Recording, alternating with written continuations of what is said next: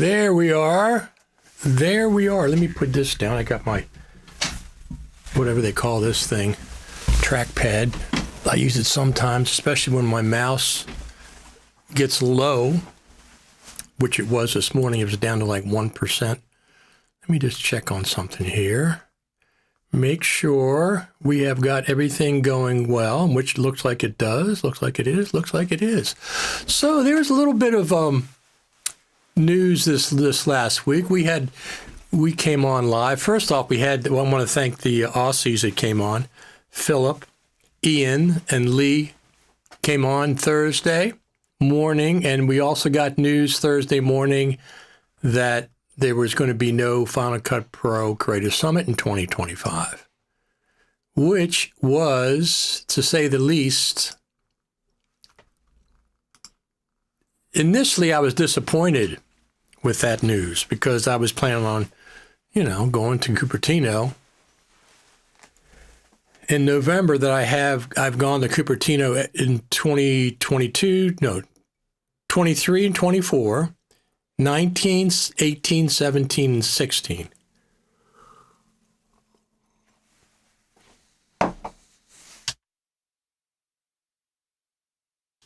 So this year, no Cupertino. Not for November. They switched it. They're going to do it in the spring. Now, initially I thought the spring, I'm thinking, okay, that's like February and March. No, it's not. Spring doesn't start until March the 20th, which happens to be my birthday. That's how I know that. So when they say the spring, technically they mean after March the 20th. Well, what comes after March the 20th? NAB. That's FMC's biggest event of the year.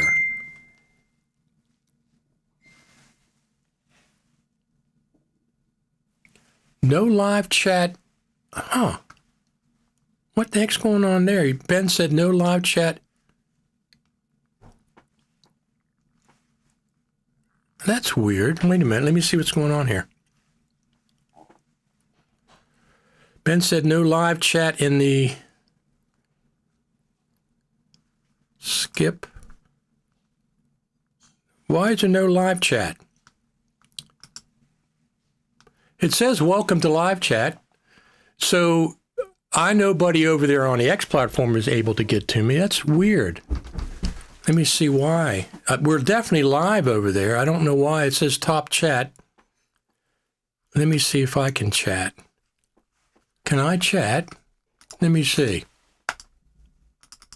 Can text in... Can I text in YouTube? Let me see if it comes up. There we go. There we go. Thank you, Ben, for telling me that. I hear the music. It must be time for Final Cut TV. It is indeed. Test. And can I text in YouTube? I just did. Here also chat. It for some reason it was delayed this morning. It was like it works now, but for some reason, who the heck knows? Who in the heck knows? We don't know anything. I go to bed on Wednesday night, and I'm thinking there's going to be a summit in November, and I wake up Thursday morning, and we did the Aussies early because it was nighttime there, 7 o'clock our time, and the first thing I'm going over and I check in the website. I check certain websites all the time, and we're not going to have a Creative Summit this year. We're going to put it to the spring. Now, since then, that day, okay, I investigated what the heck was going on. And it's okay. The spring is fine. The spring is fine. And here's what I was initially concerned about. I was thinking, okay, no summit, no update to Final Cut Pro. No. That doesn't necessarily mean there's update to Final Cut Pro. As a matter of fact, I'm saying nobody's told me anything. I'm saying we're going to see an update to Final Cut Pro this fall. Probably around one of the Apple events, hardware events, something going. There's Ben. Good morning, Richard, from the swamps of southeast Louisiana. Ben, I don't know what was happening with the chat at first thing. It just was delayed for some reason. Just was delayed. But here's my idea. Here's what I'm thinking. Once again, nobody's told me this. I have sources that you don't have, but that's not what I'm talking about here. Apple is very busy this fall. They got a lot of stuff happening. The iPhone 17 coming out in a week from Tuesday, or being announced a week from Tuesday, which I'm excited about. It's probably going to follow up with an Apple event in October with M5, MacBook Pro, M5, Mac Mini Pro, whatever the heck they're going to do. Whatever the heck they're going to do, they're busy this fall. So I think we're going to get an update to Final Cut Pro around one of those events. Probably not the iPhone, but likely the M5, whatever it is. What's coming up? What M5? Mac Mini Pro? I have the M4 Mac Mini Pro. I love it. MacBook Pro? I don't know what is online for the M5 upgrade. But I think we're going to get a update to Final Cut Pro, probably 11.2 with features. And I'll tell you, there's a couple reasons why I think that. Number one is the last feature update we have is 11.1, which came out in last March. So September will be 6 months with no feature updates to Final Cut Pro. They're not going to go for a full year with no feature updates, which will be the summit in the spring. I doubt that. I doubt that very much. So we're due for Final Cut Pro 11.2, probably. It could be 11.1.2 or 11.1. something this fall. Now, here's the thing. Do Final Cut Pro feature updates and the Creative Summit go like this? Are they interconnected? Yes. But that's not the only time we get feature updates, as evidenced last March. We got a feature update, 11.1, had nothing to do with the Creative Summit. So my point is, and you can hold me to it, and I'm not a betting man, but I will take a buy me a coffee bet that we're going to see an update to Final Cut Pro sometime between now, I would say September, October. I would say October, November probably is the most likely time we're going to see Final Cut Pro 11.2 or 11.1.2 with features. So they could do 11.1.2 with features, and then 11.2 next year in the spring at the Creative Summit, which would be 1 year from 11.1. Who the heck knows? They went from 11 to 11.0 to 11.1 in 6 months. November, not even 6 months, 5 months. They went from 11.0 to 11.1 in 5 months last year. So they could go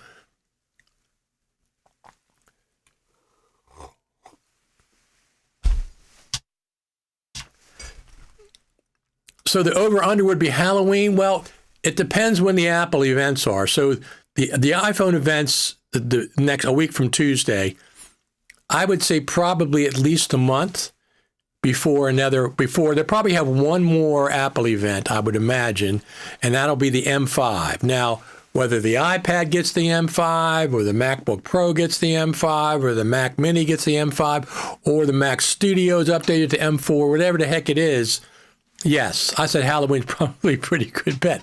Remember they had Spooktacular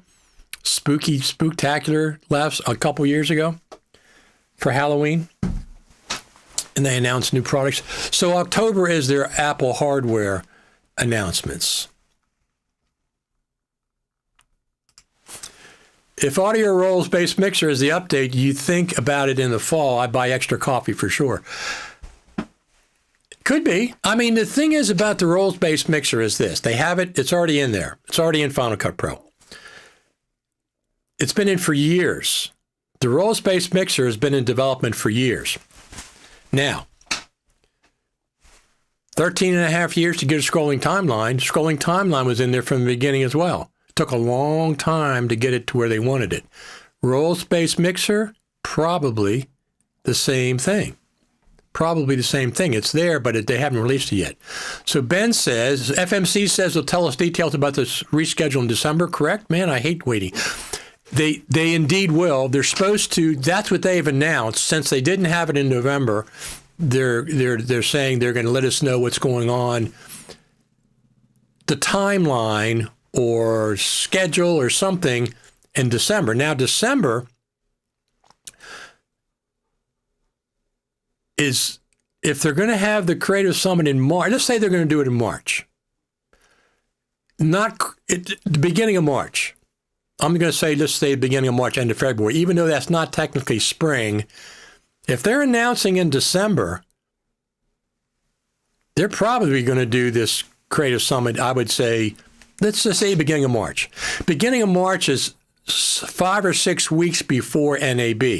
Yes, FMC is very busy with NAB. That's probably their biggest event every year. So they're really preoccupied. If they don't do it to middle of March, then that means they're going to have to do it probably in May, which is fine. I don't really, since they delayed it, they delayed it. I don't really have any preference one way or the other. I want to make sure all the resources necessary to make the Final Cut Pro Creative Summit as good as it was in 2024 are available. That means FMC has to be way before NAB or weeks after NAB. So, and then of course Apple with the team and whatever else is going on. But Apple is busy in the fall. Their iPhone event is probably their biggest event of the year, hardware event. After the iPhone event, there's going to be most likely an M5 event in October. Apple is extremely busy in the fall. In the spring, no, they're not busy at all.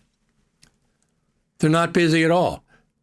Sometimes they have a little spring event, announce one thing or two things on iPad or something. The fall, they're extremely busy. So pushing the summit to the spring, if it means they can dedicate more resources and more time to it, that's fine.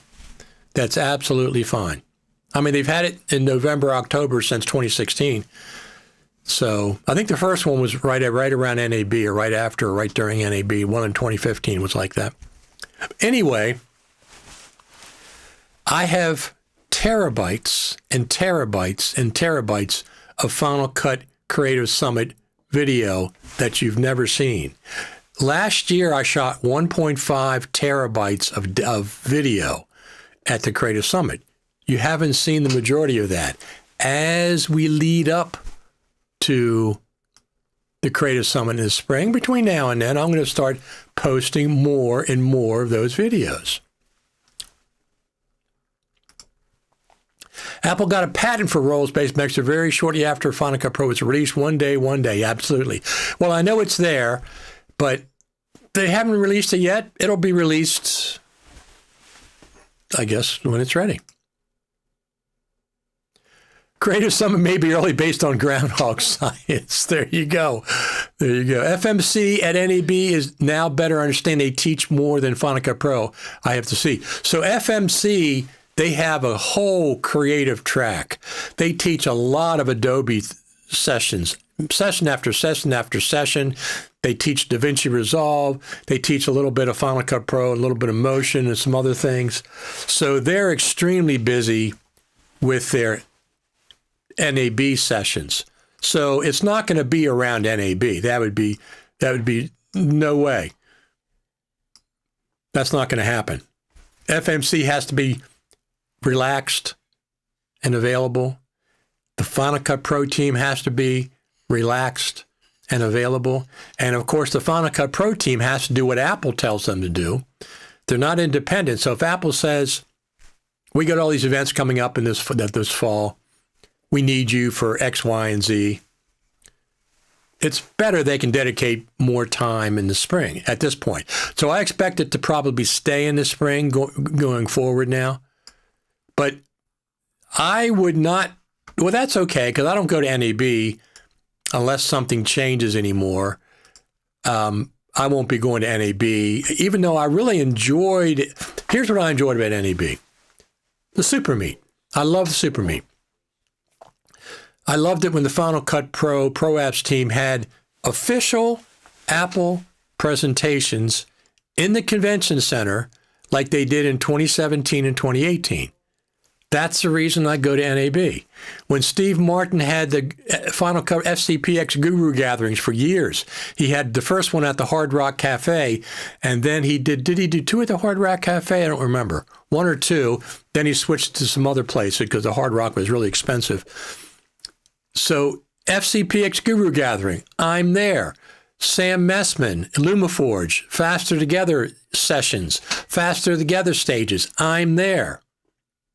Even Strata, Michael Cioni's company, in 2013, they had an event on Saturday night, a dinner reception, etc. Everybody gets together from different backgrounds and we get to talk and chat and stuff. I'm there. None of those things happened in 2024.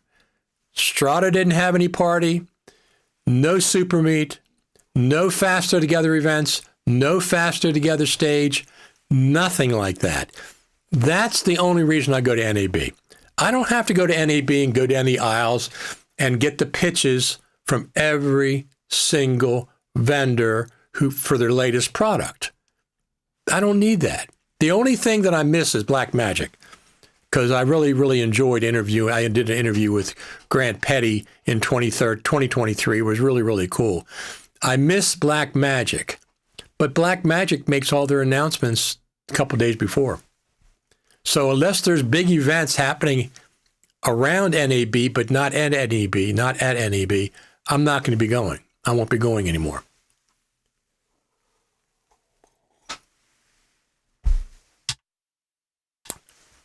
So that's fine. The Creative Summit can be in the spring. I'm looking forward to it. Now, I said that Final Cut Pro updates and the Creative Summit are like this. They're connected. Here's what I expect. I expect an update to Final Cut Pro this fall, probably around an Apple event. And I expect a Final Cut Pro update at the Creative Summit in the spring, 6 months later. These are feature updates, not bug fixes. So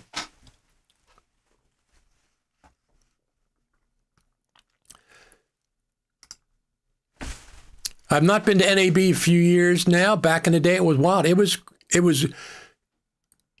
up to 2022 was good because I think it was 2022. Obviously during COVID, there wasn't anything going on, but 2022 was good because there was a kind of a Super Meet. I mean, it was called the Super Meet. Dan Berube put it on at this restaurant that was open. It was like a rooftop restaurant that was open. Beer Park, I think it was called. And that was cool. 2022. 2019, Sam Messman and Michael Horton had the Faster Together stage. It kind of like took over what the Super Meet was. So that was cool. I'm going to agree with you, Richard, on updates. Then, in that case, Ben, you do not owe me buy me a coffee. I'm taking bets. Buy me a coffee on those two things that I said. Funny to see DaVinci team talk a lot and Final Cut Pro team talks a little. Final Cut Pro team and the Pro Apps team are restricted by Apple corporate. The Blackmagic team, Grant Petty, get out there and talk. Get out there and talk. It's completely different company way of doing things. So they're restricted by Apple corporate. So they have to do what Apple corporate says they can do. If it wasn't for Apple corporate, they would probably be talking more and more and more. But remember, last year, before the Creative Summit, the Final Cut Pro team cut a promo for Final Cut Pro. Remember that? Bill Davis was involved, as a matter of fact. So they did a promo for Final Cut Pro video last year.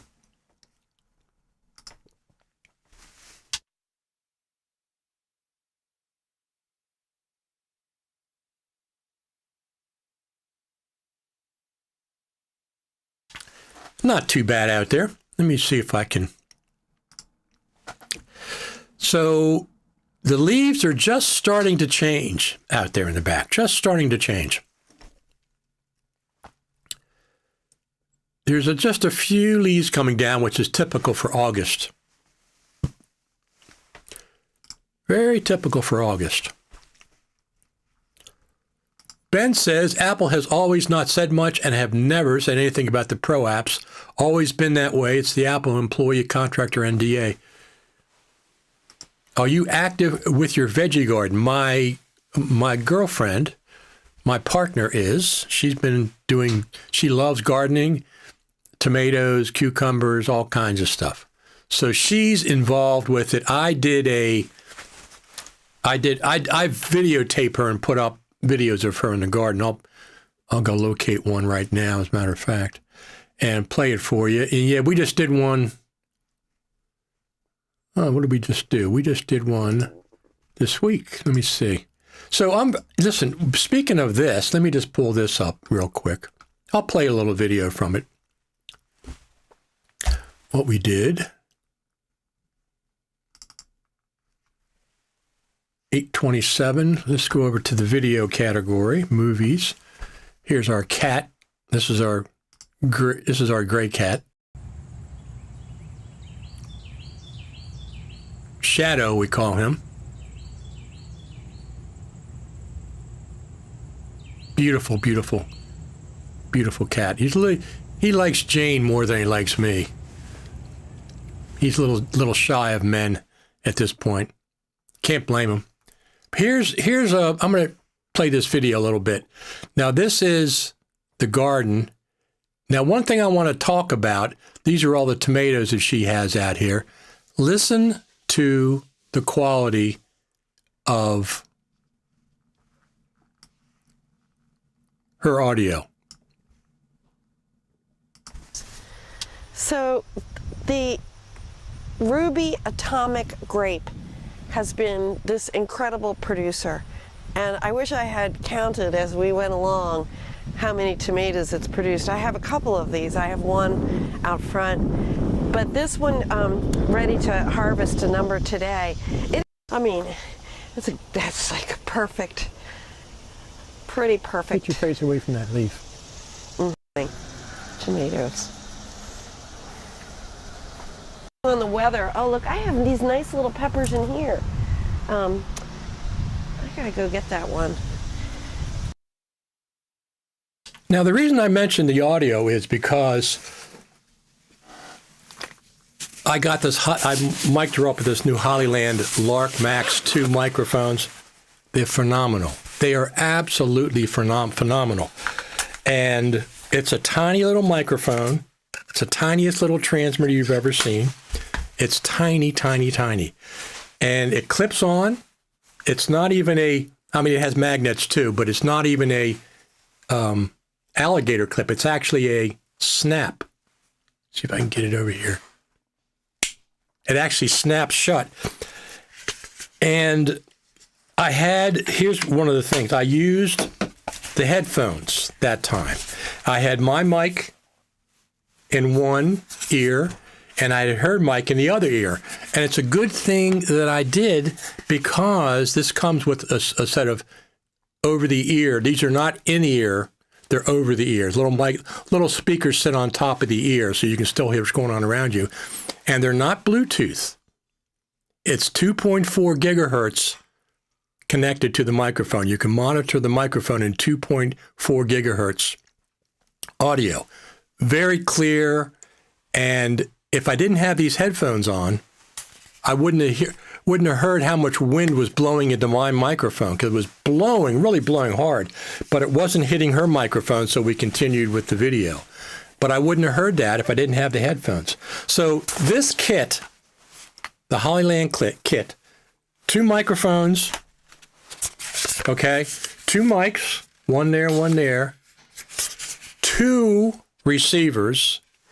They have the big receiver for your DSLR, and they have this tiny little receiver for the iPhone.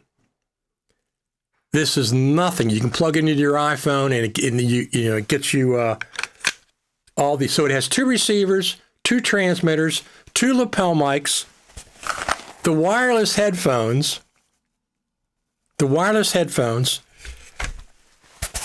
A bunch of cables. It does lapel mics as well. A bunch of cables. It's $279. Now, the DJI Mic 3 just came out. No headphones for $329. So, phenomenal. This not only, of course, it records 32-bit float inside the transmitters, it also transmits 32-bit float from the transmitter to the receiver, from the receiver to the iPhone. It's the first wireless mic system that transmits 32-bit float at this price point, 32-bit float to the camera or to the iPhone. Now, most cameras don't accept 32-bit float, so that doesn't work. But the iPhone does, and the iPad does. So it actually transmits from the transmitter to the receiver to the iPhone, 32-bit float. The Rode wireless, the DJI Mic 3 does not do that. It still transmits in 24. And there's a bunch of other things. I don't like that little square cubic microphone that they have. And it doesn't accept a lapel mic. Their transmitter, the Mic 3, doesn't accept a lapel mic. That's nuts to me. Now, I like these a lot, the sonic quality of these. And I like them, actually, I hate to say this, but I like them being handheld like this because they sound clearer, more high-end than when you clip them here. This is okay. But when you hold them out in front, they actually sound better. So, as a matter of fact, I got a, where is that other thing that here we go. I got a one of these for it. Oh, that's not the right one. I got another one somewhere else that works with these. Oh, there it is right there. There it is. So I got one of these if I want to do this, but I probably won't. Just clip it on here. And then you can use that with a pop filter, of course. And I'll sell my Rode Wireless Go. Well, I have one of these from the Rode. It has a Rode logo on it that I'm going to sell because I don't need that. If I use it this way, I might and I might not. We'll have to see. Anyway,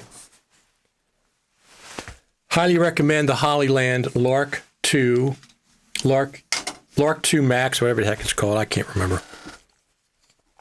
2 transmitters, 2 receivers, and over-the-ear headphones for $279. I got it for 7% off, so I got a pretty good deal when it first came out.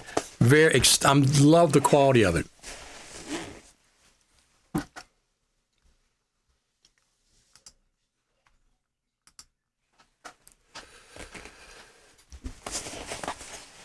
Love the quality of it. Not a problem.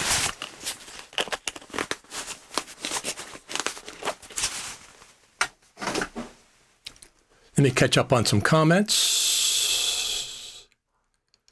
Ben says, great audio. I've been testing them, and the audio is superb. I like it a lot better than, I sold my DJI Mic 2 kit. I sold that, and I sold it for $250. I bought this kit for about the same price, $250 after the discount. So I basically traded up from the DJI Mic 2 to the Hollyland Lark Max 2. I'm ecstatic with it. Absolutely ecstatic. iOS 26.4 is rumored to have all the Apple Intelligence features in the spring. Really? In the spring? I wonder if there's any correlation to that in Final Cut Pro and even FMC. So FMC will follow whatever, the current technology is, whether it's Premiere. I mean, their biggest tracks at NAB are the Premiere tracks, the Adobe tracks. Resolve has some, but DaVinci, but Blackmagic's, they're doing their own. And then some Final Cut Pro and stuff. I'd say that most of their stuff is probably Adobe related. Ben says, is that iPhone receiver USB or Lightning connection? USB-C. It's been that way since the 15, I think, right? Yeah, iPhone 15, so yeah, it's USB-C. Good morning. Can you mute individual mics on the fly with that unit? You can two ways. You can do it on the mic itself. You can mute the mic itself. You can record on the mic itself. You can start and stop recording on the mic itself, and you can mute the mic physically. And then it also has an app. It also has an app. Wait a second. I just turned myself on there. It also has an app you can mute the individual mics. Yes, you can. I don't think the DJI Mic 3, does it have an app yet? It didn't have one before. Does it have internal SD or memory? It has memory, 8 gigabytes of memory. So they're saying you can record 11 hours of 32-bit audio on each transmitter, which is more than I ever record any setting, or 14 hours if you use if you knock it down to 24-bit.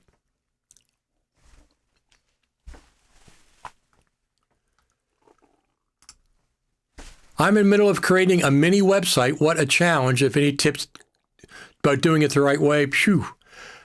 I've been doing websites since the late 1990s. That's one of the things I went to college for, was website design before I got involved with video editing.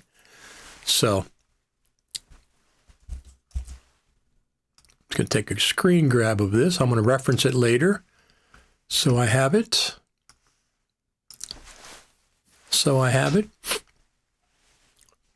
So what do you think about the delay? Well, let's call it a rescheduling of the Final Cut Pro Creative Summit. They rescheduled it from the fall, which is a very, very busy time for Apple. And one of the other things about the fall is, okay, Apple's very busy. It's their busiest time of the year, September, October. And we want to go to the Spaceship Campus for sure. That's one of the highlights of going to the Creative Summit. So we want to go to the Spaceship Campus. If they're busy, perhaps that doesn't work out as well.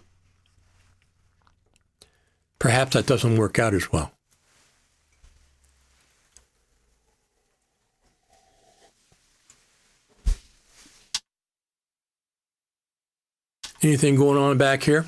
I don't think so. I don't see anything. Not much activity. There will be activity when the leaves start coming down, although I'd had my Zero turn out this morning and it's having problems, like some kind of a fuel problem. So I have to see what's going on with that during the week. I need that for a fact. I think it could be good. Hopefully it means we get a good and big update.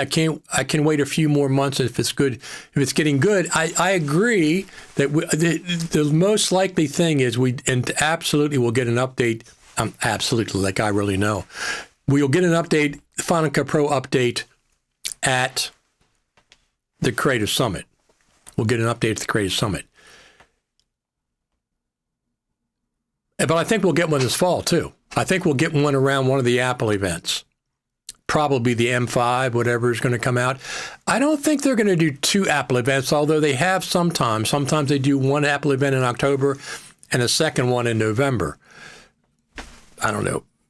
Macs in October and iPads or something in November. Who the heck knows? And spring has everyone in an up mood, so they may get more attendance in the spring, maybe. But the problem is you're competing with NAB regardless, and some people won't go to 2 events within proximity of each other. I know I would always give up NAB before I'd give up the Creative Summit. I would always put the Creative Summit as the main event that I would go to. I probably wouldn't fly out there twice if they were close together, but I'm not planning on going to NAB anymore. I'm just not planning on unless something changes. Matthew Pate says, good morning. How you doing, Matthew? Absolutely. So if they call it 11.2 or 11.1.2, regardless, for this fall, I think we're going to get a feature update with some features this fall. Could be 11.2 because they went from 11.0 to 11.1 in 5 months. I think we'll see some update. I think we may get the little title captions. You're curious if the spring update will also have to do with Apple Vision. I don't think Apple Vision's that big. Not in the Final Cut Pro world. I don't think it's that. I mean, it's not that big a thing with Final Cut Pro. So I don't think that's a major consideration. We'll have to see. Good point. Wasn't thinking of that, but yeah, I'd choose Creative Summit too. Yeah, Creative Summit's, I mean, look, I go to NAB for Final Cut Pro stuff. That's why I started going there. The first, Sam Messman got me going there back in 2016. He said, are you going to NAB? I said, why would I go to NAB? He said, well, you know, X, Y, and Z, let's do whatever. And Sam got LumaForge to sponsor me to go to NAB for a few years, 2016, 17, and 18. Probably. I don't remember 2019. But I got sponsored to go to NAB for all the years that I went. And so yeah, Sam got me going there back in the day. So I said, sure. You want to sponsor me? I'll come out there.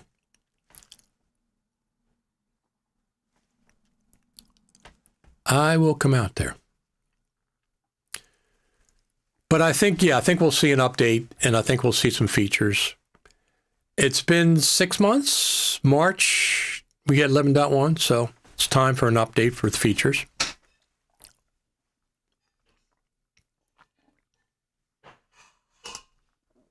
Have all major updates been released at the Creative Summit, or has there been some big things not at the Summit? There's been plenty of times not at the Summit. But every Summit, except for 2019, every one, 2016, 17, 18, 2023, and 2024 all had major feature updates.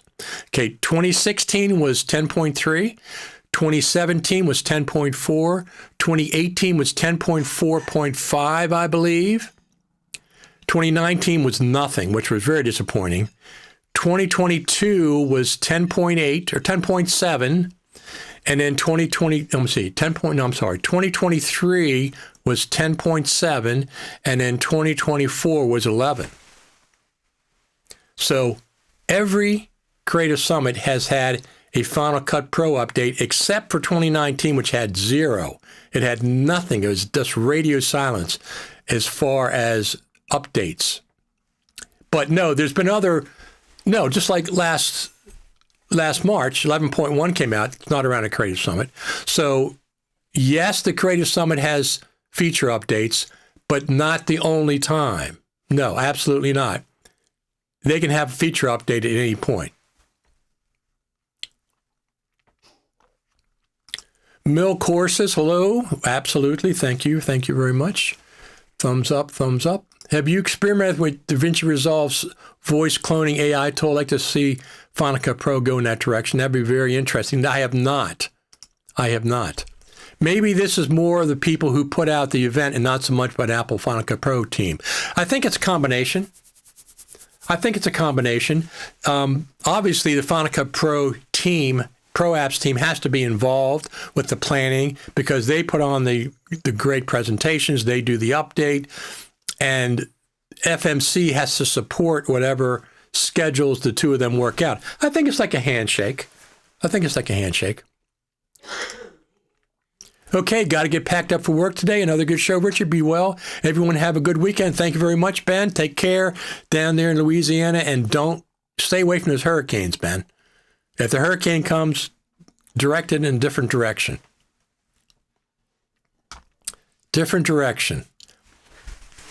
We haven't had a hurricane. I'm not going to say anything. I don't want to curse us. We don't have hurricanes typically in Maryland where I live. Sometimes we have had them, obviously. As a matter of fact, we had one, we lost power for 48 hours or a little bit longer years ago, and I got a generator back in those days. I just got a new generator this year, and it's really cool. It's a Champion inverter generator, so it has a very low THD, total harmonic distortion. It has less total harmonic distortion than the power lines coming into the house. It's like 3% or less. So it's really, really cool. And it's like it'll power my whole house. I got a kit that I installed on my outdoor AC heat pump that lets me run the heat pump air conditioning from my generator. Hurricane's bad, martini's good. Absolutely. We'll give you a thumbs up for that. It's been cooler in Alabama here the past week or so. I'm sure your weather feels amazing up there. It's really, really great right now. So I get up every morning. Here's my morning routine. I get up early. I go to bed early. Usually I'm in bed by 7 o'clock. I get up at 2 o'clock or 3 o'clock, have a cup of coffee, feed the cats, check the internet for Facebook, for Final Cut Pro and other stuff, update anything I want to update. Then I go for a 2-mile walk every morning. This weather is perfect for a 2-mile walk. I put a flannel shirt on and then a hoodie. I have pockets, I have gloves, I have flashlight.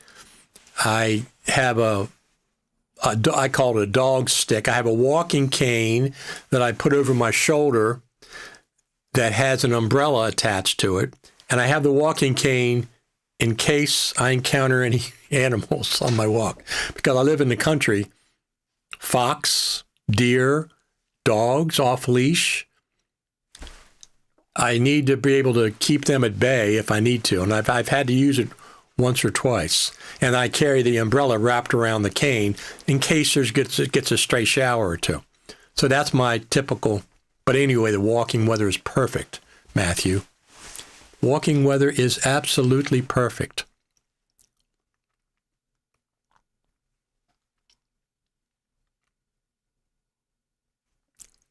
Is there a story behind your sleep schedule? You just prefer that. So here's the story. I worked in Washington, D.C. starting in 1990. I was a commercial carpenter starting in 1990. In order to miss traffic going into Washington, D.C., you have to get to D.C. You have to be on the job site at 6 a.m. You have to be on the job site at 6 a.m. So we used to work from 6 a.m. to 2:30.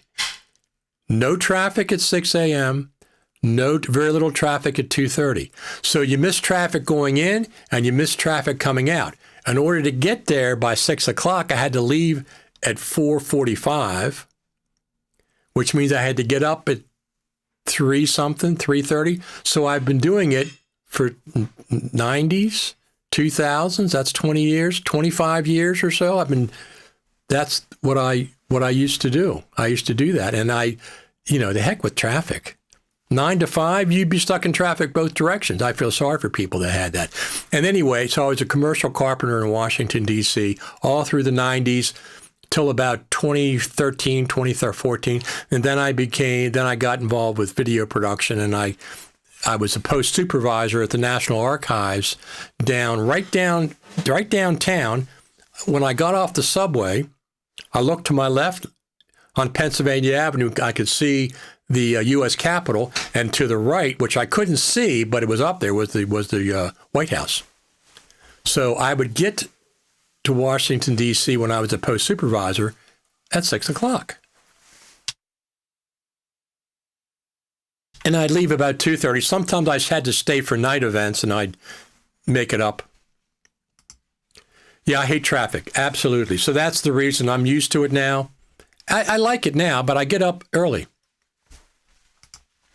How'd you make that transition from carpenter to post supervisor? Well, in the late 90s, I made a conscious decision that I wanted to get out of construction. Now, The reason I love carpentry, I love working with my hands, and I still do it around the house. I love it. I just did trim work. I did high-end, what they call mill work, trim work, crown molding, panels. We'd go into a high-rise building. If you've ever been into a high-rise building and go in the lobby and you look up and floor after floor after floor after floor in the atrium has wood panels, that's what we used to do. We used to go in there, set up scaffolding. We'd stay for 6 months and put up the wood panels and stuff. We used to install stuff the architects designed. So anyway, it was really high-end carpentry. It wasn't like framing and stuff. But in the late 90s, I made a conscious decision. I said, I really want to get out of construction. And the reason is I had to haul a gang box, a big, heavy gang box around. Drywall dust and dirty bathrooms. You're always dealing with dirty bathrooms. Those three things, I said, I'm going to get out of this. Drywall dust more than anything. You're always working in drywall dust. And I wore a mask and I would wear goggles sometime, but they're always sanding over top of you or sanding over here, and you're always. And I said, I got to get out of this. So I made a conscious decision to get out. And I started my first class was web design back about 97, something like that. And then from there, I got into the local cable access television station. And I took up video editing. I ran a recording studio through the 80s and 90s, so I was always already familiar with audio. But I made a conscious decision to get out of construction, and I said I'm going to go to school. Took some classes, I started teaching. I was Apple certified Final Cut Pro trainer, and started teaching. I taught for FMC, as a matter of fact, for Tom Wilson down there in Washington D.C. I taught Final Cut Pro 7 classes initially. And then they transitioned over to 10, and the classes didn't go as well. They weren't as many classes. So I used to teach for FMC. I taught for them there. I taught for them in Chicago. I taught for them in Delaware. Anywhere on the East Coast, I would fly whatever they needed to Final Cut Pro. And then I also I started installing video production studios for people. I worked for a company out of Baltimore, and I would install video. They'd set up, contract to get a studio, and we'd support them and Final Cut Pro and stuff. And then from there, I went to the National Archives. I got a job at the National Archives. I stay up early, and it works with traffic as well. Absolutely. I was doing building maintenance and decided to follow a passion who have been always video creation. So in that direction, never look back. I love working with my hands, so I still do carpentry. And I remodeled my kitchen a few years back and all that. So did you like Final Cut Pro 7? It was a great application in the day. It was the best, absolutely the best.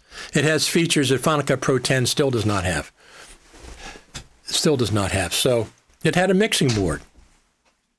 It didn't have a scrolling timeline, but it did have a mixing board. So, yeah, I liked Final Cut Pro 7. Started with Premiere Pro on the Mac, and then Final Cut Pro. Let me just adjust this a little bit. And then Final Cut Pro 7.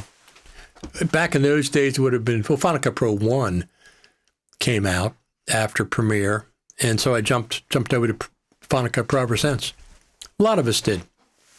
Many of us did.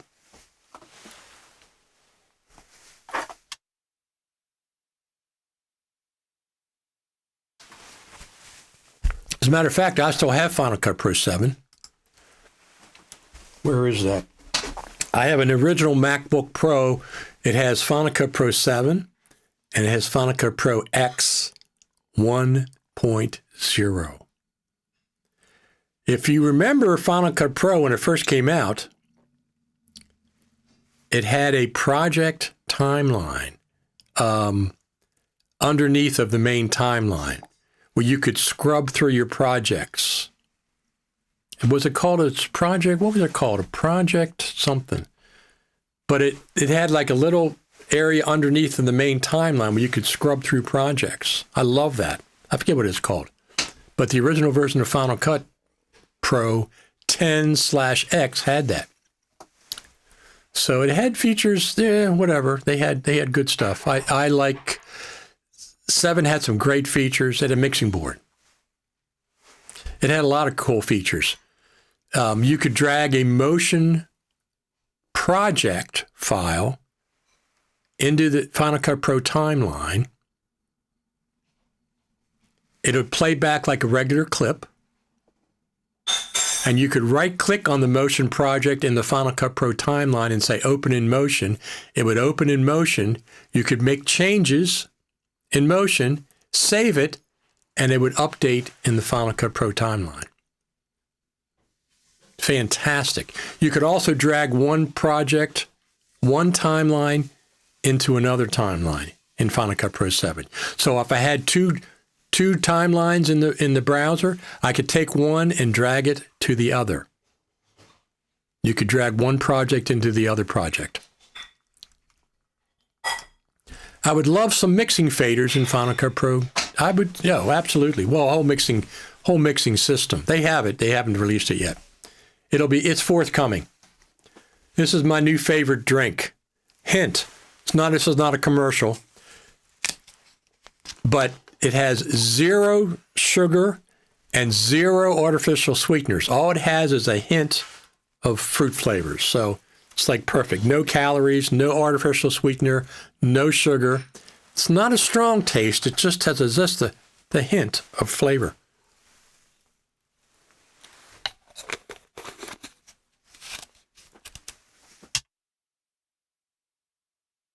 So, do you remember how heavy Final Cut Pro box was Final Cut Pro Classic? Yes, absolutely. As a matter of fact, I don't have it here. Let me see something here. Oh, somebody else mentioned these. So crazy where we've come. When I learned 7 in college, we were still on mini DV tapes. I have hundreds of mini DV tapes. I shot a lot of events on mini DV tapes.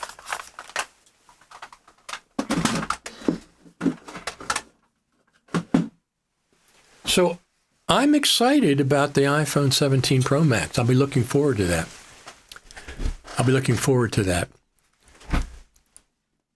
They have released an update to Final Cut Pro around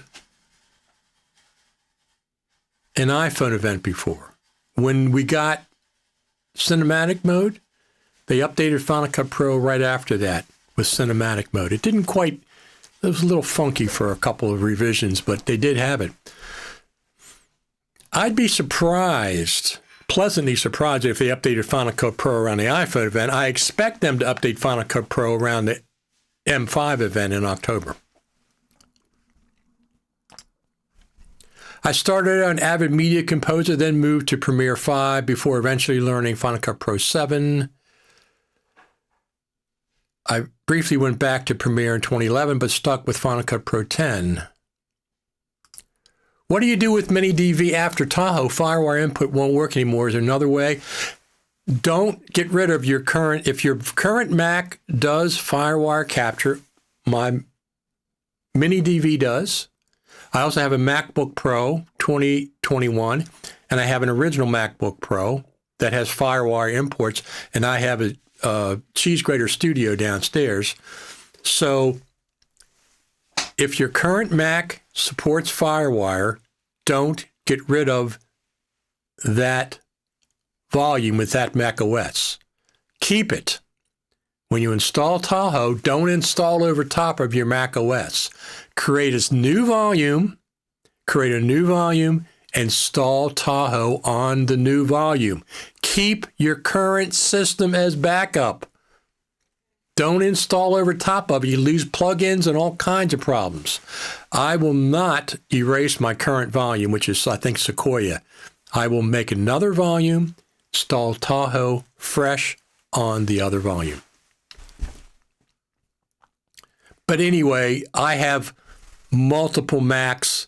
I have a MacBook Pro. I have I have a 2019 MacBook Pro too. So any of those I can capture FireWire.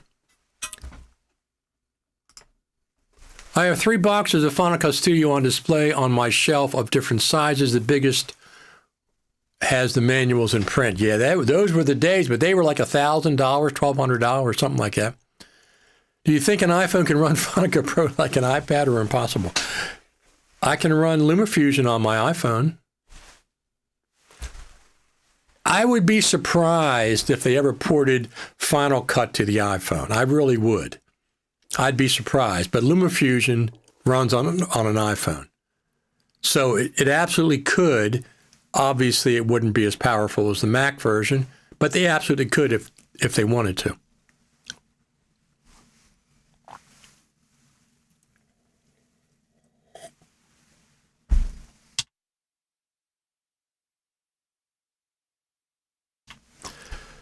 So, Final Cut Pro Creative Summit in the spring is fine. I was disappointed at first. I really was, until I got some more information, let's say. Throughout the day, I got more information. And once I got more information, it made sense. The 2024 Final Cut Pro Creative Summit was the best one ever. It absolutely, hands down, was the best one ever. And they certainly don't want to, if they certainly don't want to do something that's not as good as 2024. Doesn't make sense. Moving it to the spring, it's fine, but they got a lot to live up to. They have a lot to live up to. Everybody does that's involved, but I have complete faith in both FMC and the Final Cut Pro team. Let's give them a round of applause. They do watch this live stream, the Final Cut Pro Apps team. They do watch this. So congratulations to you guys and gals. Get out there and get that update to us this fall, whatever it is. If I had to place a coffee bet right now, I'd say it's going to be 11.2. But it could be 11.1.2. Either way, because 11.1 was March. In 5 months, they went from 11.0 to 11.1. They could go from 11.1 to 11.2 if it's a big enough update. If it's not a big enough update, then they'll do 11.1.2 and save 11.2 for the Creative Summit in the spring. The main thing is don't worry about, they only do an update at the Creative Summit. No, they do. 11.1 came out in March last year. It was a feature update. The Creative Summit is one of the times that you can be pretty sure that they're going to be a feature update. But it's not the only time. It's not the only time. And I expect a feature update sometime in 2025, very, very likely. High probability. I will be keeping the current OS on my MacBook Pro, install the current OS on an SSD to see if I can get that to work, and then at some point install Mac OS 26 on my Mac Studio. I have a 2 terabyte SSD on my Mac Mini. I'm going to create a new volume on the Mac Mini. It does not affect my current OS. It does not affect anything on that. Completely separate. Install Tahoe on that new volume. Call it Tahoe. And you can leave your other one intact, and you can boot from either one. When you start it up, hold the Option key, and you can boot from either one. So that's the way to do it. There's no downside. Do you think Final Cut will get glassy? They've changed the looks of the timeline a few times. I don't really have an opinion on it. I don't think they need that. Do you think the iPhone will do 8K? I keep hearing that rumor. I usually, that's going to take up so much space on the iPhone. I don't know. I think whatever they're going to do, that's fine. I would probably not shoot in 8K, maybe sometimes. Can you imagine shooting in 8K an Apple ProRes log? You'd fill your hard drive up in 10 minutes. I have a 1 terabyte drive, unless they go to a 2 terabyte. I have a 1 terabyte drive, and it fills up with log, it fills up very quickly. With H.264 or H.265, it does not.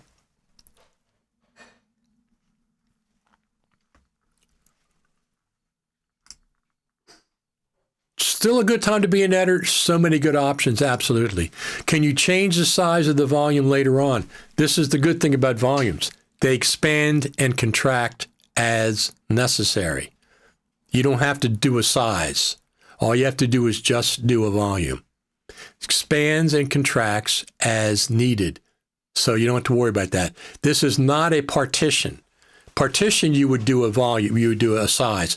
Volumes, you don't have to. So it's no downside to it. The idea is you can keep your current setup. All your plugins work, everything, all your apps work, everything works fine. You can boot into it with your current Mac, hold the Option key when you boot up, choose which one you want to go to. I will install Tahoe once it's out. I'm not going to do the beta. I have no reason to. Once it's out, maybe 1 or 2 updates, I'll install it on a separate volume, and I'll install, this is what I do. Everything from scratch. Everything from scratch. All the apps from scratch, unless I can't get them. All my plugins, I'll probably copy my plugins over. I might, it depends. I might copy them from my volume. Everything from scratch. I always do it from scratch, so I have a brand new. Once I get it up and running, it's all brand new. The only thing I keep are, I have my passwords, like for my Wi-Fi and stuff, and different accounts in the cloud, and I'll download those. At first, there were also rumors that Apple gave up Final Cut Pro fault with FMC, and Apple saying nothing. No, don't pay attention to those rumors. That Apple has not. I mean, the Final Cut Pro is this big in Apple, but it's still an important part. It's still an important part, okay? You know, it's very important. It's very prestigious to have Final Cut Pro, even though it's not that big. Yeah, 8K, I don't really... I shoot in 4K on my phone and my DJI Action 5. I have right here my DJI Action 5 that I really, really like. I'm looking forward to the Action 6 when it comes out. I'm a big fan of this Action 5. It's much better than the GoPro, in my opinion. And it shoots 4K. I shoot log on that. I shoot log. Do I shoot log on the phone? I don't think I shoot log. I don't shoot Apple ProRes log. I might shoot H.265. I can't remember. But I shoot 4K. Bring it into Final Cut as 4K. And then I edit in a 1080p timeline. I rarely edit in a 4K timeline because I deliver in 1080p. Yeah, it would take the iPhone with 2 terabyte capacity. Hello, that price. You ain't kidding. But I would get that since this is my main device, my iPhone 16 Pro Max, and I expect a 17, I would get to 2 terabyte.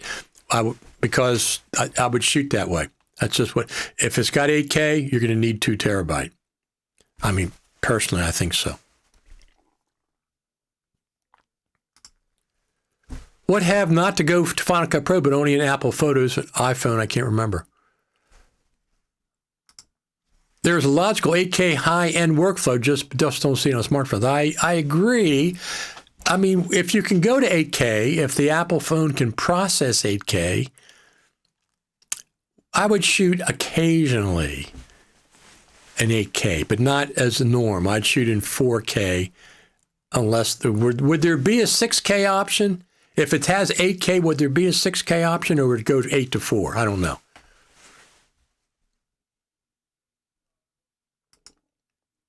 Do you think that with Trump's tax prices will increase? A little bit, $50, but they always go up. I'm not worried about that. I mean, Apple is a premium company. Their products are premium. Oh, cinematic audio choices only in Photos, not in Final Cut Pro. It's very bizarre.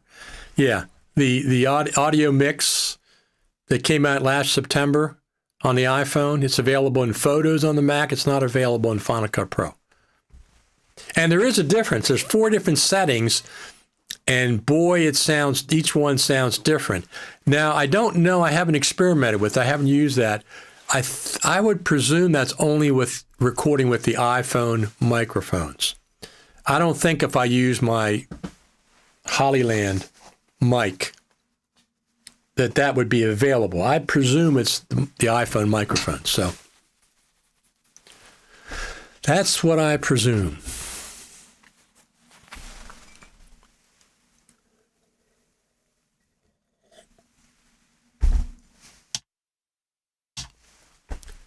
There we go. So,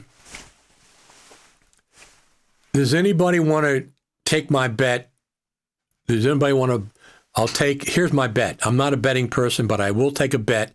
Buy me a coffee that we're going to see a feature update to Final Cut Pro this fall, between now and like December.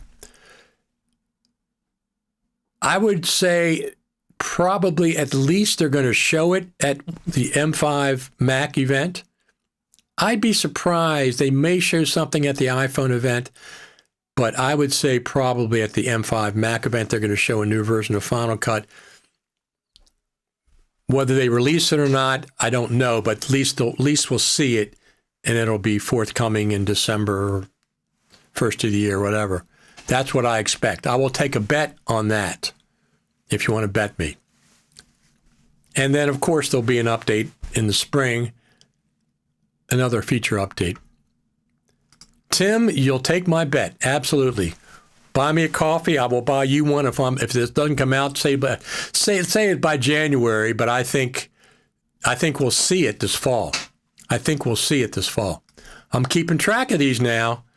Buy me a coffee or $5 on my site over there. I already got somebody else on one of the Facebook groups. I'm not a gambling person. I don't gamble. When I go to Vegas, I've never gambled even one time. Nothing. No slots, nothing. So Tim said he'll take that bet. I'm saying not betting against that. Eric Emmerich says, so it's a good, smart move. At Apple, every decision have Top Gun, who managed the team, who was the one for Final Cut Pro team. Who was the one? They have multiple. So when we go to the Creative Summit,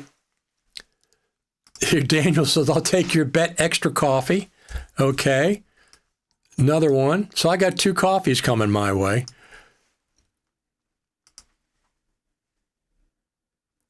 I understand. You're not betting against Final Cut. I'm just making, we'll just take, instead of buy me a coffee, it's $5. If I lose, I'll buy you a coffee. If you lose, or you can just donate it to my YouTube channel. Either way. Somebody won a bet before and they just gave me $5. I mean, they're not giving me $5. They bought me a coffee. They said, don't worry about it for all the stuff you do. So when I go to NAB, people buy me coffees to pay for lunches and dinners and coffees and things. So that's fine. When I go to the Creative Summit, it'd be the same thing. I report live from my hotel room every night. And I also do some other live stuff. So it's fun. I mean, I enjoy it. It's all about Final Cut Pro for me. It's all about Final Cut Pro. So I got 2 bets so far, Tim and Daniel. Daniel's just doing it just because he likes to buy me coffees occasionally. I know Daniel. He's bought me lots of coffees in the past.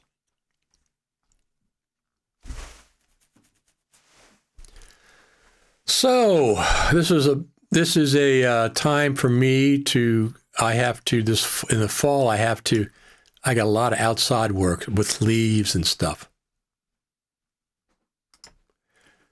Yeah, this is my exactly.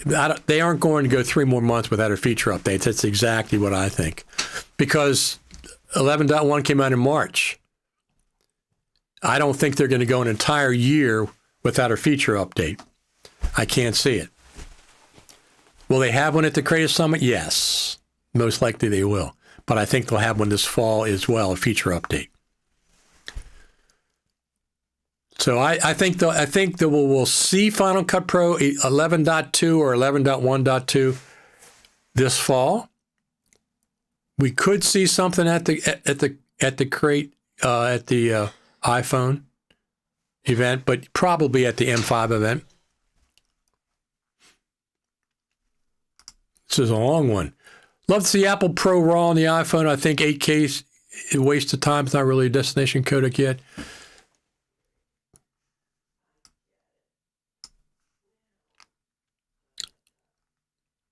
$8K is a waste of time. It's on the phone. I'm not. If it is 8K, they said that before and it never showed up. But I guess something to do with the sensor size, why they went over 6K and went right to 8K. I guess that's to do with the way the sensor is. I mean, the sensor is so damn small. Now, I had the Aussies on Thursday, and Lee Herbert has an 8K video phone. It was an Android phone. He said he's shooting 8K with that. So it would have to be, I mean, am I going to try it out? Of course I'm going to try it out. Oh, absolutely going to try it out. But as a standard practice, no, I'll be shooting in 4K, delivering in 1080p. That's what I typically do. Not much happening out there. Pretty quiet. So those leaves behind on the left-hand side will be turning yellow, orange, and brown very, very soon.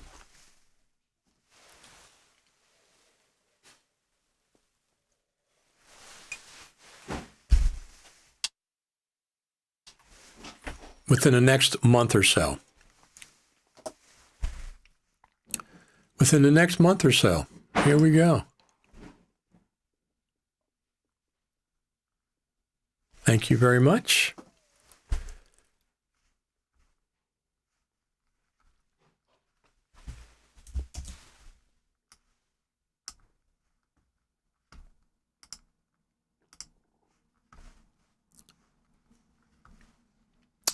Pull this down there.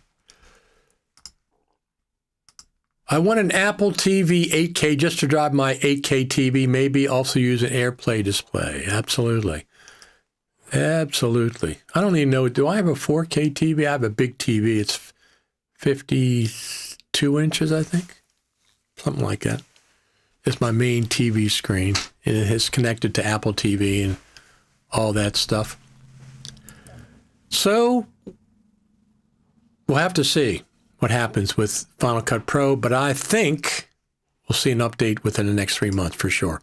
ProRes RAW would make the iPhone a true cinematic tool, and really it's low-hanging fruit technologically speaking. In other words, for R&D to implement Kodak and iPhone would take much effort to accomplish.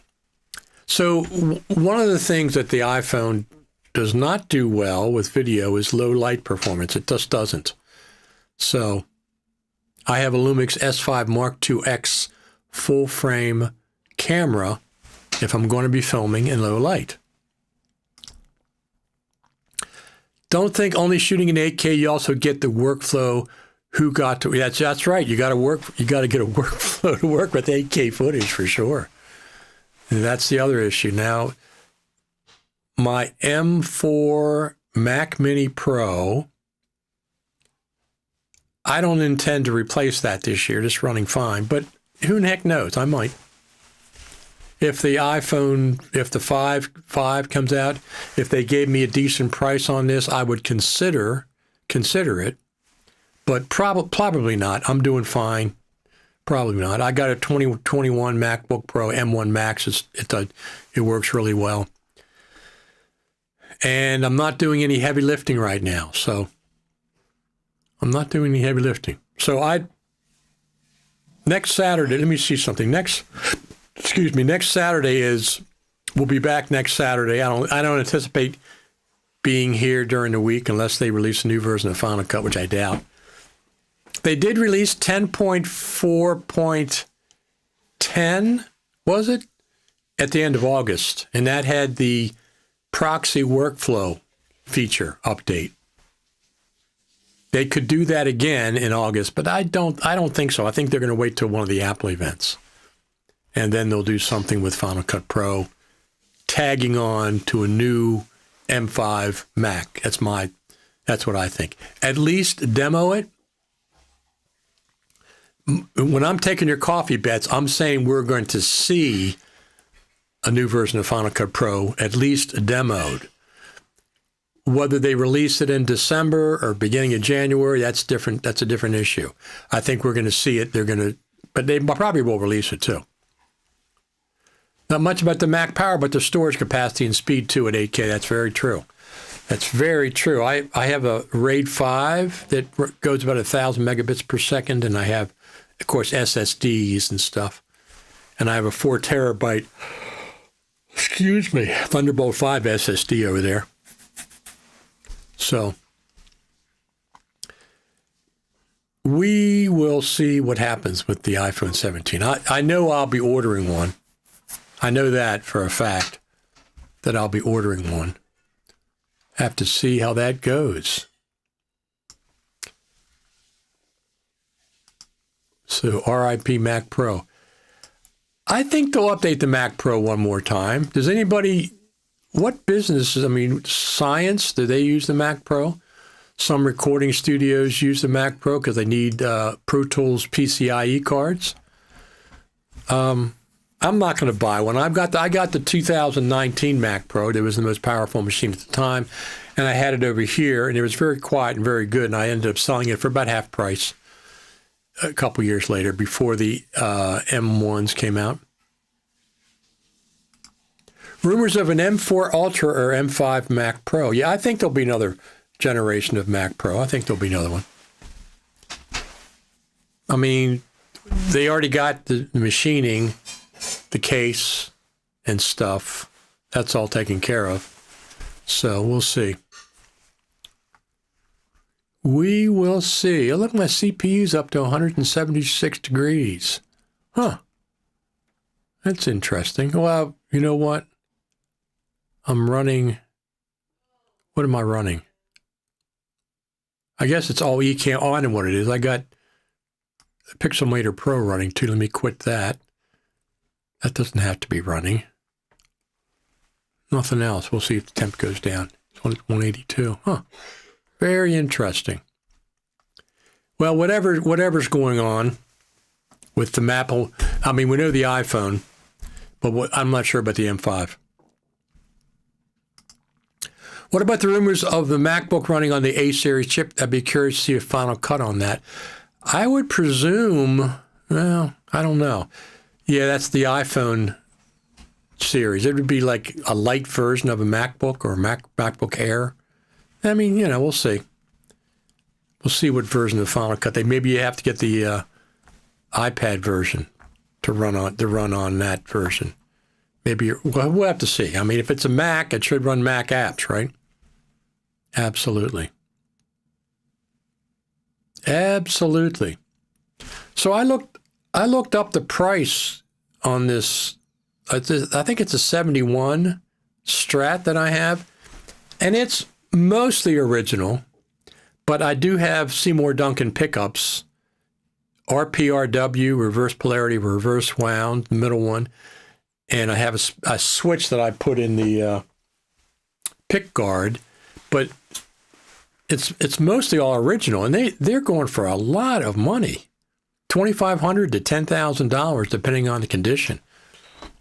That's a lot of money.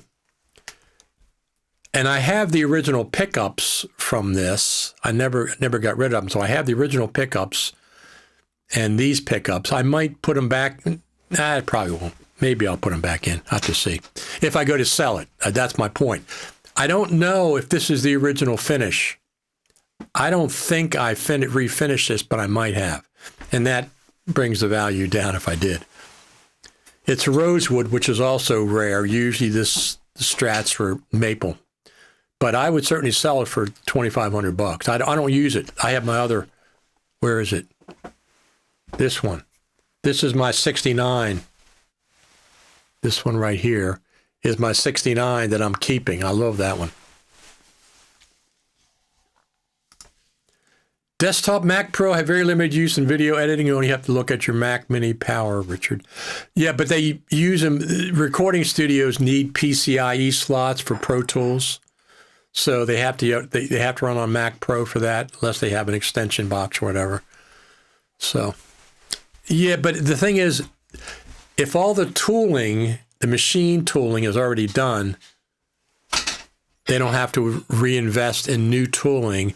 The case, everything is already done. It's not that difficult to keep it running for a few more years. I don't think it's very popular, considering that the Mac Mini Pro is very powerful. MacBook Pro is very powerful. I have yet to buy a card for my Mac Pro. For my 2019, I had a USB 3 card, and I had a couple of cards because I had an extra. I had a USB 3 card that had some USB 3 ports, but it also had another card that had a lot of Thunderbolt 3 ports. Were they 2 or 3 ports? And it had HDMI out. So I had 2 or 3 cards, 2 cards, I guess I had, but I didn't need anything else. And it was probably one of my favorite Macs, my favorite Intel Mac. It was a fantastic, fantastic machine. I don't miss installing cards and RAM. What a pain. Oh, I replaced all my RAM too. Yeah. I got a base configuration on my 2019 Mac Pro and then got an upgrade kit from OWC and installed that. I think I sold it with it. Not sure.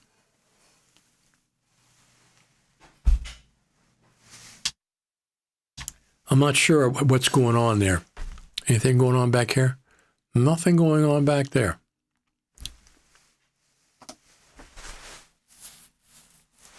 Nothing going on back there.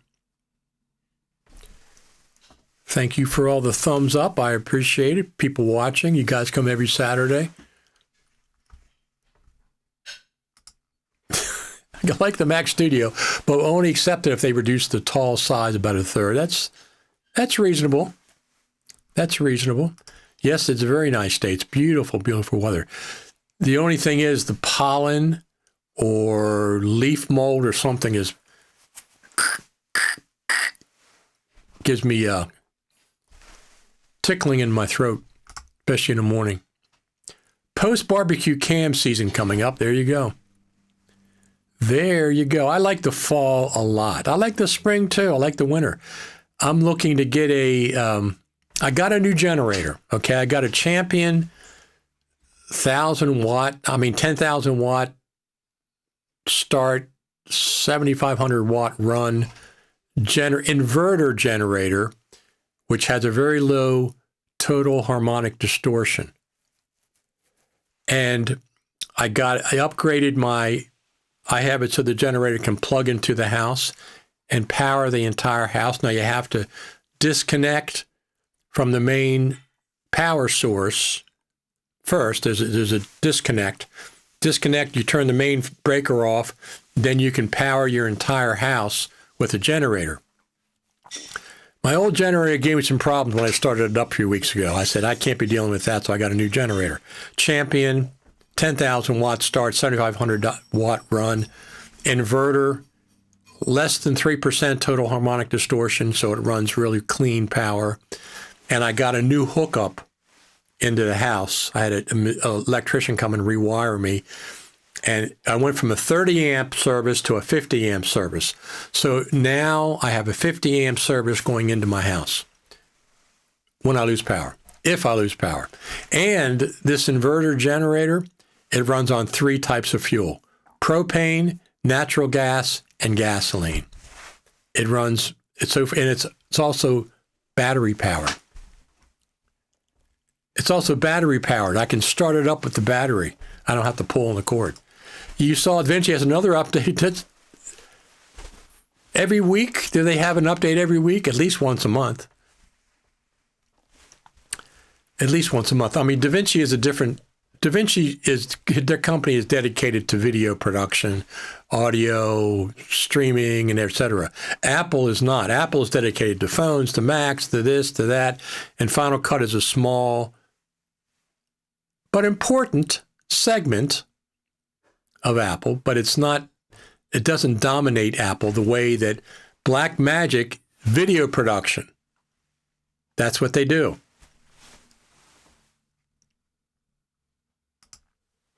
Does your generator can trigger an auto disconnect from the main power?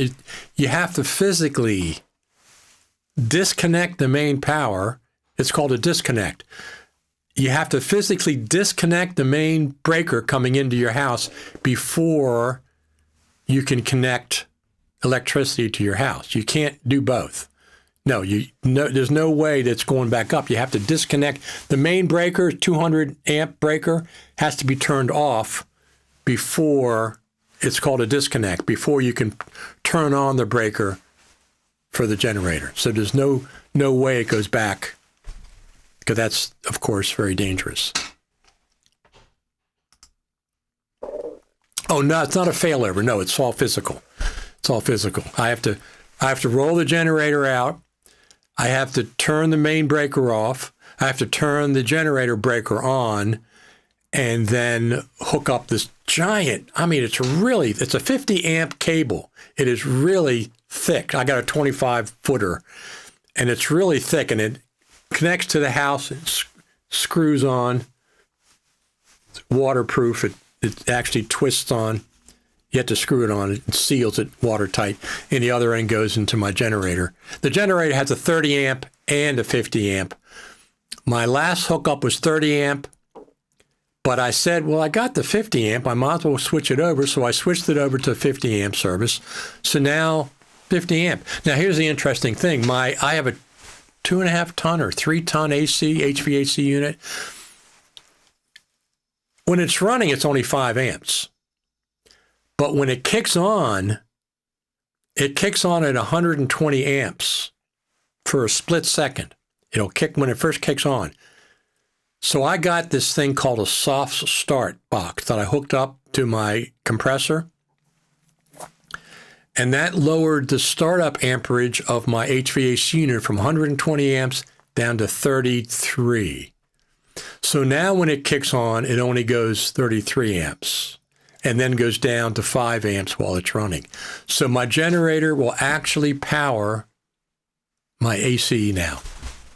I don't use the HVAC in the wintertime. We have a wood-burning stove with a fan, and that heats up the entire upstairs. And we have a couple of spare. We have 2 electric heating units downstairs to keep the pipes from freezing, and we have 2 up here. They're nice. They're on wheels. They roll. They work very efficiently. That I'll use if I don't need to fire up the wood-burning stove, but it's a little bit cool. I don't use the HVAC all winter. I use it only from March to September typically, maybe a little bit in October. I don't heat with it, in other words. I have years of logs split to run the wood-burning stove, and we don't need electricity for that, but I would use electricity because I have the fan, which pumps the air out from the wood-burning stove, pumps it out to the rest of the house. So we don't need HVAC for heat. Don't use it in wintertime. I might run it once or twice to make sure everything's, circulating and make sure everything's working.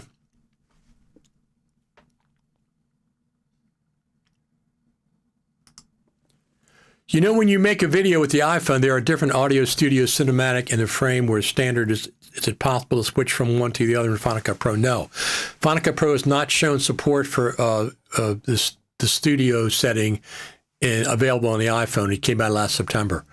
Audio mix or whatever the heck they call it. There's 4 different settings.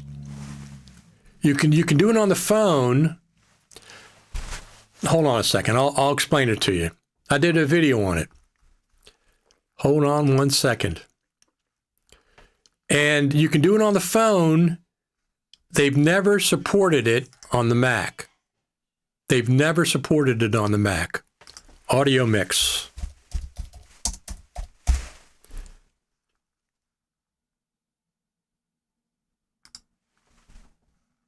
Let's do this.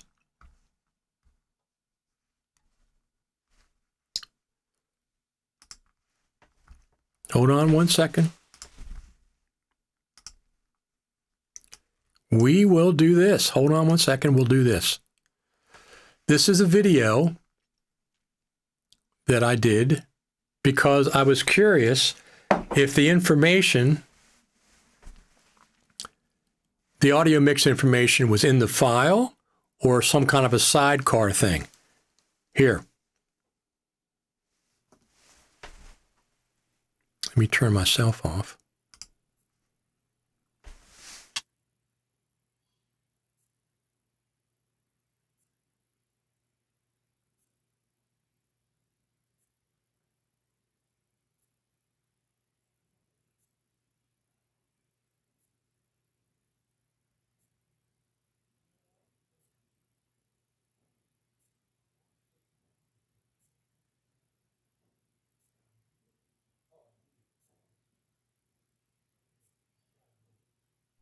One of the questions that I have about the iPhone 16 Pro Max is their audio mix feature that they showed back in the fall.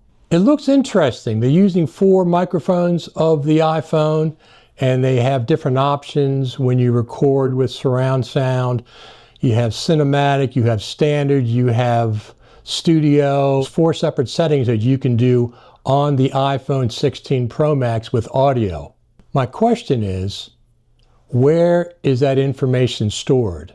Is it stored in the file itself? Or is it only on the iPhone? Well, I found out the answer to that. So here, I located the file in my Final Cut Pro library in the Finder, and I drug it over to the Photos app on my Mac. And look what we have, audio mix on the Macintosh from the file that I imported in Final Cut Pro. So the information stays with the file. It's stored in the file itself. So since it's stored in the file itself, why can't we access that in Final Cut Pro? And when you export that file to your Mac, it's available on the Mac, but it's not available in Final Cut Pro. I was kind of expecting it in Final Cut Pro 11 at the Creative Summit last year, but it didn't show up.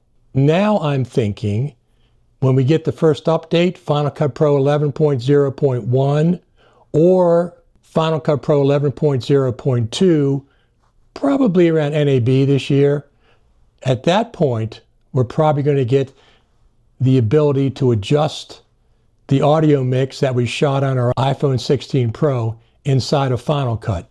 It's not there yet, but the information is in the video file.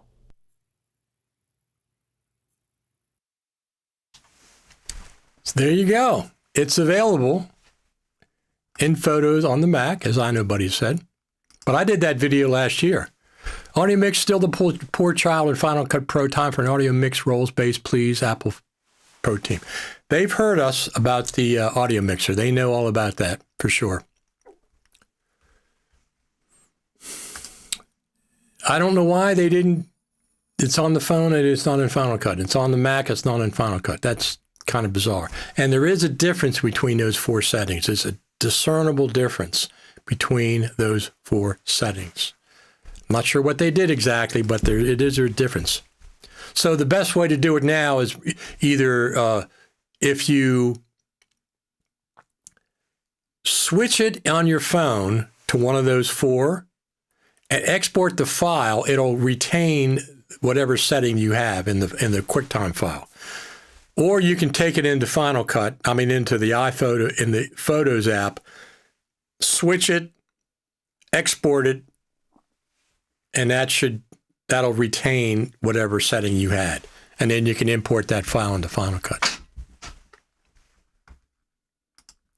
Coming up on a year for cinematic audio options.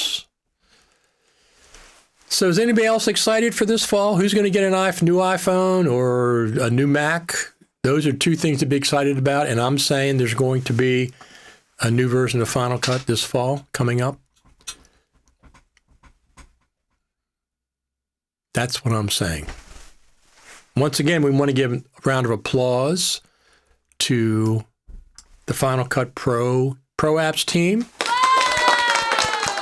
who's working very, very hard for us, getting us new features, hopefully it's coming out this fall, the first update, second update next spring when there's a Creative Summit, but mainly this fall. So this fall could be 11.1.2 feature update, or it could be 11.2. And then Summit next year could be 11.2.5 or 11.3, whatever they want to do. The numbers don't really mean that much anymore.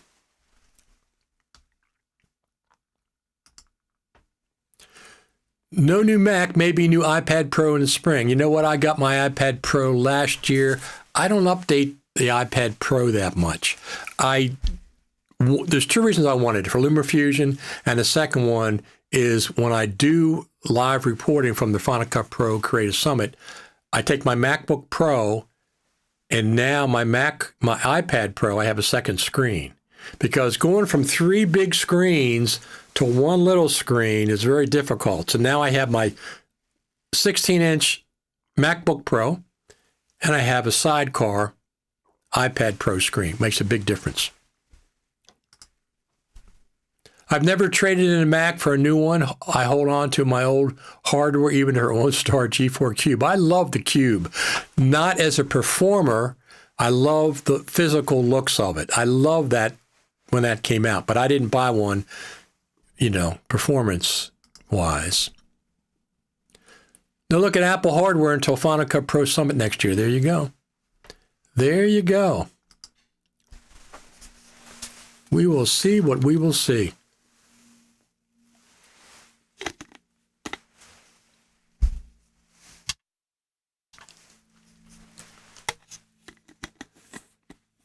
Anything else going on?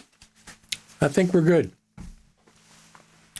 I'm looking forward to the DJI Action 6 camera, whatever they're going to do with that. That's what I'm looking forward to right now. The Cube needs a hairdryer to heat its brick to start it. There you go.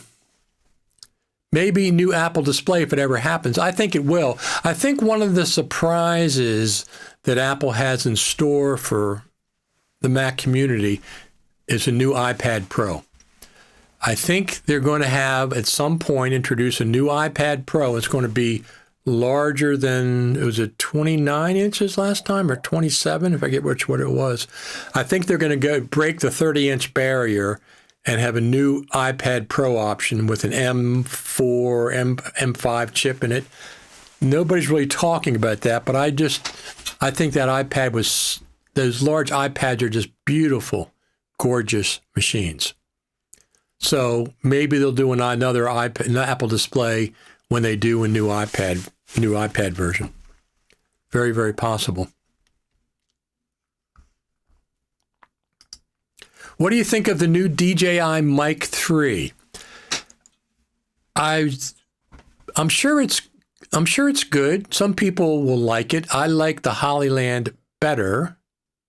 Yes, I meant iMac Pro. Yeah, iMac Pro. What did I say? iPad Pro? Yes, I meant iPad Pro. I mean iMac Pro. I'm talking about a big iPad Pro breaking the 30-inch screen barrier. I think the last one was 27 or 29. A bigger iMac, not iPad. Yes, iMac. So what do I think about the new DJI Mic 3? I'm disappointed in DJI, to be honest with you. But I like the DJI Mic 2 better.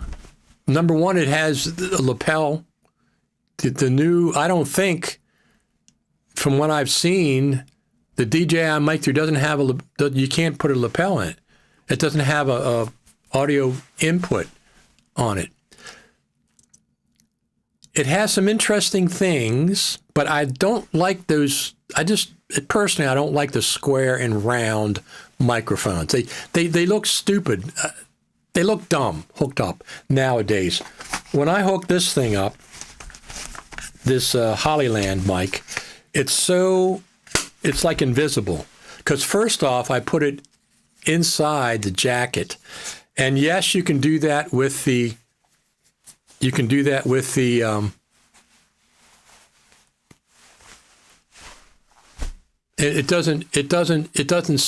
the mic sticks out a lot. It's a little clip like that. So the mic sticks out. Yeah, you can do that with the DJI Mic 2, but it's still the whole broad nose of it sticks out on your clothes. So I don't like the form factor that much. I'm sure the quality is fine. All these are fine. Let me do it this way. Here we go. So if I did it on my collar here, for example, let me put it this way. You would just see that little piece there. I like the smaller form factor of this more than I'd like the bigger ones. Especially, the Rode is the worst. The Rode looks like it's from the 1990s. But as far as the quality of the audio, I'm sure it's really, really good.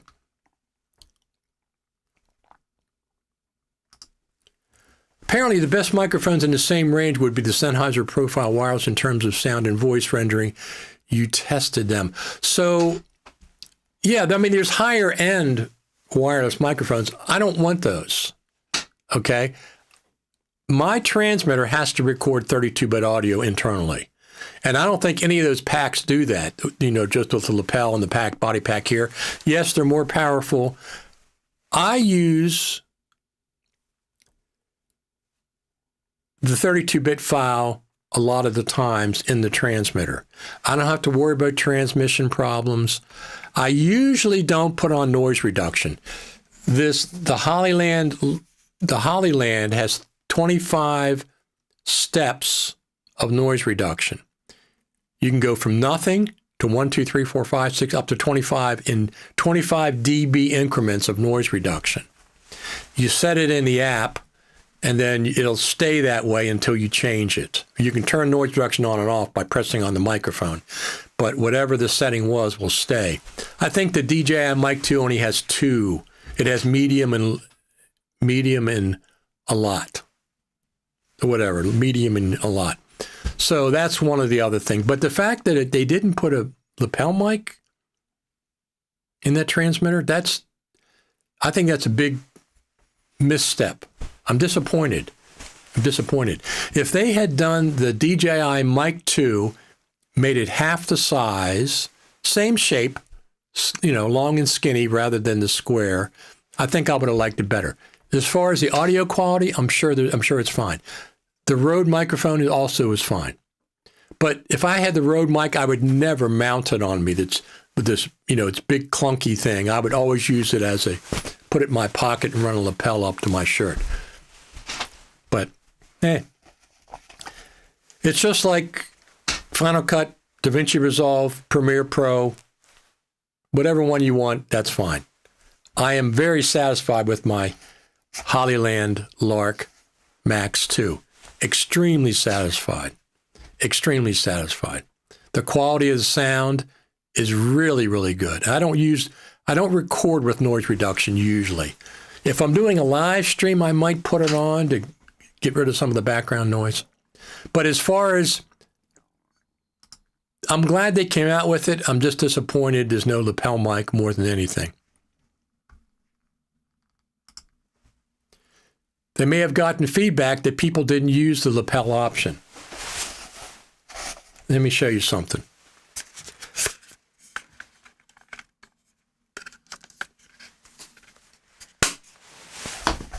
This microphone, tiny microphone, does not have a lapel option. It does not have a lapel. Okay, it doesn't have it. So they kept this as small as possible. But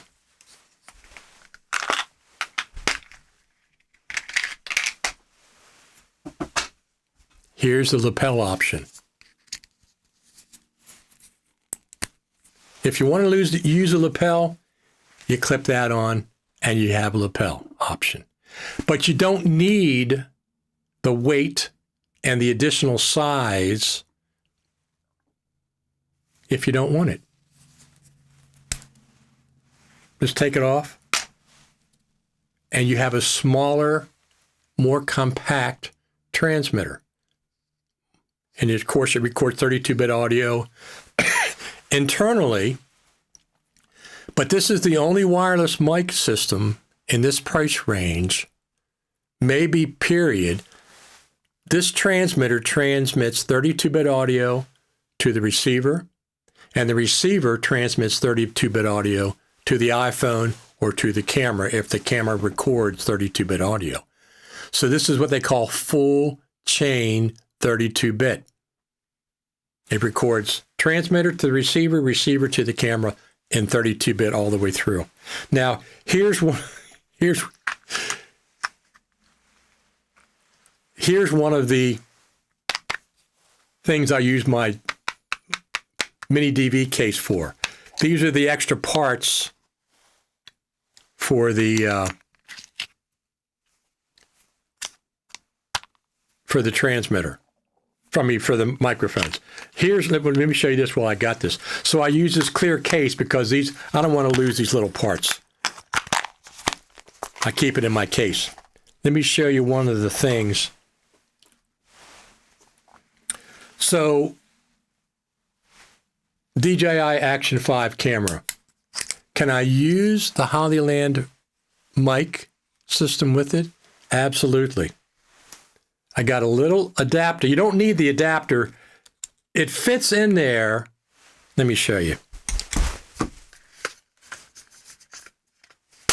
So this is the tiny, tiny receiver that goes in the phone. That's it. You don't have to use the big receiver like you used to have to do with the DJI Mic 2. This one goes right in the phone. It balances on the gimbal with the magnetic connection. It's so light and tiny, you don't have to balance, you can balance it with the magnetic. So anyway, does this work with the DJI Action 5? Yes, it does. Now, the only thing that I didn't like is you have to remove the door. You have to remove this door in order to plug this in. Okay? So I didn't like that. It does fit in there just barely, but instead I got one of these from Amazon. Little right angle USB-C thing. And now I don't have to remove the door. I plug that in there, and then I plug the receiver in there. Done. 32-bit, well, this doesn't take 32-bit, so it'll be 24-bit, but 24-bit, and this is not Bluetooth connection. I don't do audio and Bluetooth and audio. Bluetooth to me is for my keyboard and my mice. This is 2.4 gigahertz transmission to the DJI Action 5 camera, and it works great. So I can do that without any issue. I have another one I might try. It goes the other direction, but this one I don't have to take the door off, and it works fantastic. My Hollyland. But here's the other thing. I like to have this option. But when I record with my DJI Action 5, I like the microphones on this thing a lot. They sound really, really good. So when I record, whether it's here, whether I record here, or sometimes I'll wear it up here, I have a magnet system that goes up here, and when I'm going in, like at the summit, I'll put it up here, and so I record everything. And the distance between my mouth and the microphone is the same as it would be for a lapel. The audio is great. So I usually don't use a microphone with this. I use the native cameras, whatever it's doing, and it works fine. It gives me another option. So anyway, I don't like losing these little parts, so I keep them in a including this in a mini DV cassette. Right there, ready to go. Anyway, I love the Hollyland. Two receivers, 2 transmitters, 32-bit float, full. It goes all the way through to the camera, not just records locally and to the camera.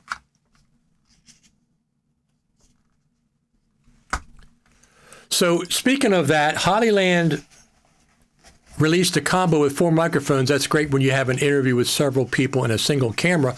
Yes, but you don't get this with that 4 transmitter setup. You don't get the headphones. So I would recommend getting the Ultimate with the headphones. These cost $64 by themselves. Get the Ultimate.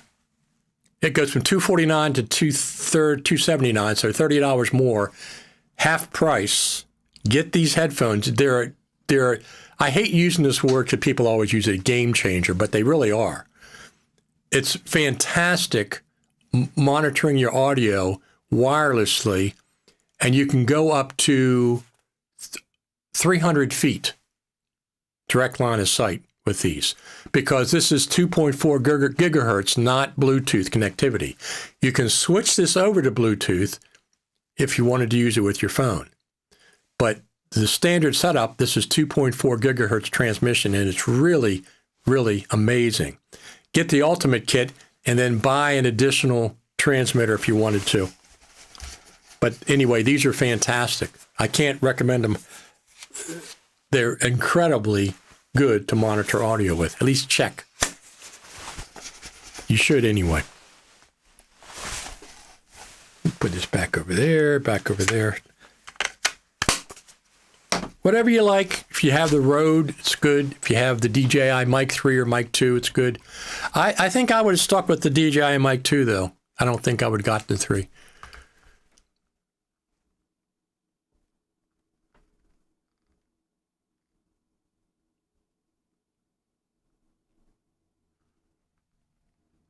So Eric says they might have gotten feedback that people don't use the lapel option, and he says, I'm referring to plugging in a lab. I misunderstood. No, I understand. I understand that you're talking about that, but I wouldn't use the Rode without a lapel. The Rode are too big. At one point, 5 years ago, they were fine, but nowadays things are smaller and more compact, and the quality is good. I have a funny image in my head. You shoot 8K on your phone and plug it into your Mac Pro for editing. You mean directly from that? Which one is Hollyland that you have? I don't like the sound of the Rode. The sound is okay. It's just they're too big and clunky, but I like the Hollyland. This is the Hollyland Lark Max 2 32-bit internal recording on the transmitter. I won't buy a wireless system that doesn't record backup audio in the transmitter because there's too much interference and you lose your audio, and I don't want that. I know someone who uses former floss cases for SD cards. There you go. The Dorm iPhone case also requires use of 180 adapter receiver connection. I got 2 different ones. This first one works fine. Yep, we already talked about that. Game changer, no. Playmaker, yes. Yeah, I hate people use game changer. Everything's game changer, game changer. This is the best thing ever. No, it's not. It's not. But those headphones really are incredible. You're sure that with the combo version, it seems to me that it's sold with it, that the ultimate combo version is the only version that has those headphones for $279. Ultimate combo. And then there's a 4 transmitter, 1 receiver combo. It doesn't have the headphones. You can buy the headphones separate. $69, I think they are. 63 or 69. Our friend Alista, hello from Jamaica. Glad you're tuning in. We've been on for 2 hours, Alista. You've been on for 2 hours already. You have to go back and watch now. Catch up. Thanks, everybody, for your thumbs up and for tuning in. I want to give everybody a round of applause. I appreciate it. I think we're going to tune out now, and I'll be back next Saturday at the normal time, 10 o'clock, 12 o'clock, 11 o'clock. I'll put it up on my website whenever. Don't forget, if you haven't subscribed, here's where you subscribe.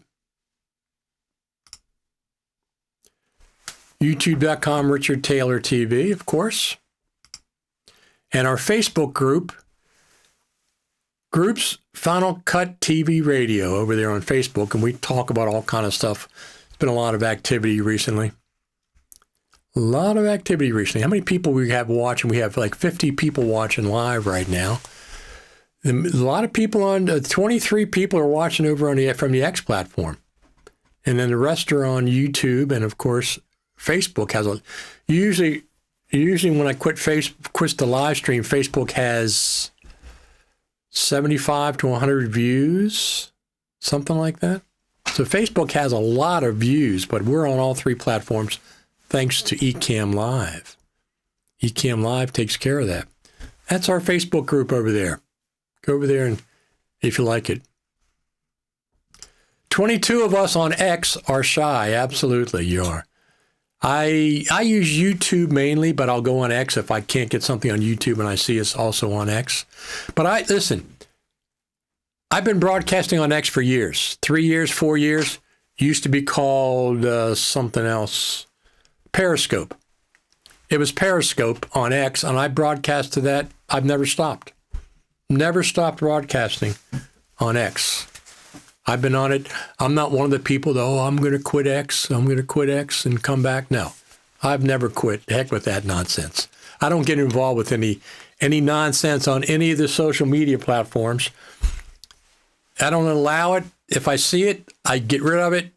If you're somebody who posts nonsense on Facebook, I'm going to unfriend you. I'm not interested in seeing your nonsense. I go on Facebook mostly for Final Cut Pro, animal rescue stuff, friends and family, stuff like that.